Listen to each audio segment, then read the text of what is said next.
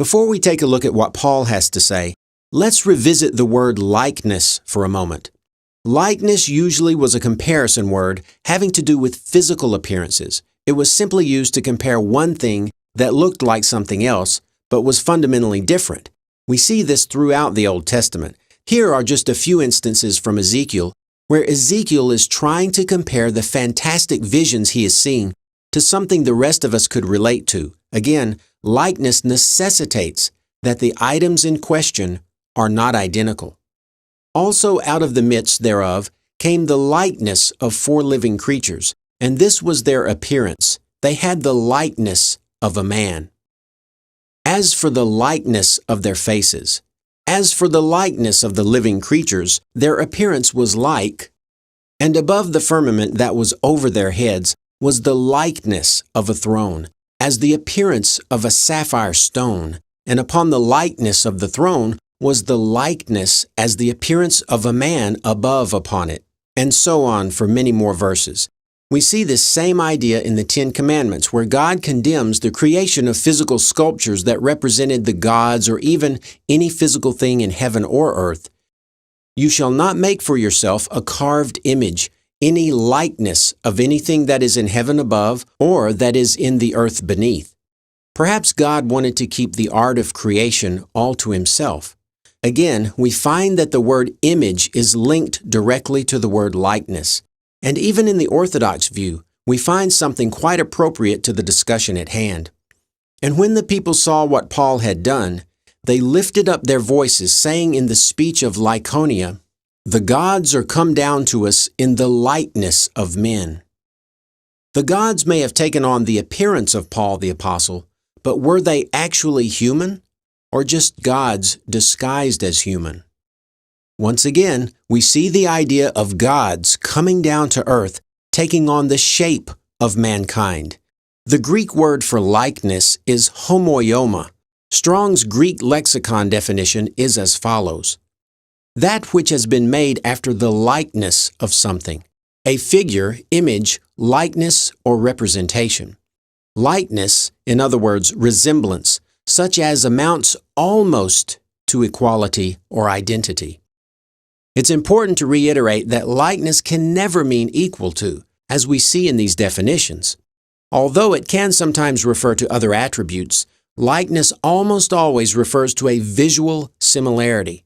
A sculpture of an apple looks like an apple, has the likeness of an apple, but alas, it is not an apple. Paul uses the word homoioma, or likeness, several times.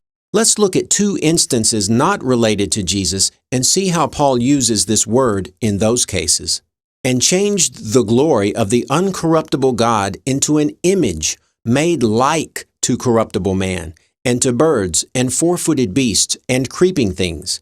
Here, Paul is talking about the commandment against making sculptures of anything, and his use of homoioma is clearly understood. It means the objects being compared look similar, but are fundamentally different. For if we are become identified with him in the likeness of his death, so also we shall be of the resurrection. Here, Paul is comparing the baptismal rite to Jesus' death. Clearly, the two are not the same, but Paul compares them by showing that baptism is a symbolic dying to the sinful life. Once again, the usage clearly shows a comparison of 2 things that are fundamentally different, though this time not a visual one. Now, I've taken this much time to set the stage for the following 2 passages. So let's take a look at what Paul says about Jesus' humanity in this first passage. "For what the law could not do in that it was weak through the flesh, God did by sending his own Son in the likeness of sinful flesh, on account of sin. He condemned sin in the flesh."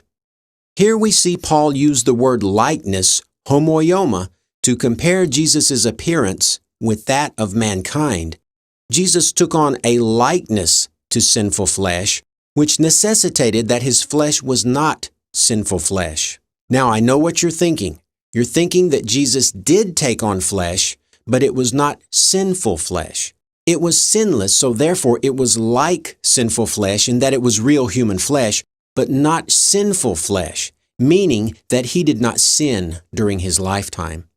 The problem here is that the inclusion of the word sinful seems to complicate the issue and seems to open up the possibility that Jesus was a real human, but simply did not sin or somehow was immune to the effects of original sin. However, this explanation clearly contradicts Paul's own views of original sin, views that impelled him to write concerning that particular doctrine in numerous passages, which we've already seen. So it doesn't seem likely that Paul would have this in mind, but a simpler explanation is that, to Paul, all flesh was sinful, as we saw in Romans 3:23 and many more passages. And the phrase sinful flesh was simply a euphemism Paul used to refer to human beings, since there was no non-sinful flesh on the planet. Paul was simply saying that Jesus was made in the likeness of men. But if you don't believe me, perhaps you'll believe Paul.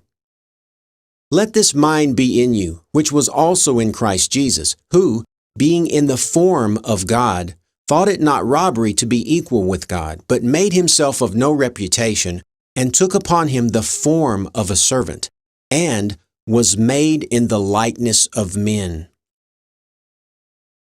And being found in fashion as a man, he humbled himself and became obedient unto death, even the death of the cross.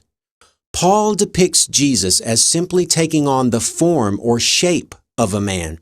The Greek word for form is morphe, and here's what it means: the form by which a person or thing strikes the vision, external appearance. Paul says that Jesus was made in the likeness of men, which we know means similar to, but not equal to.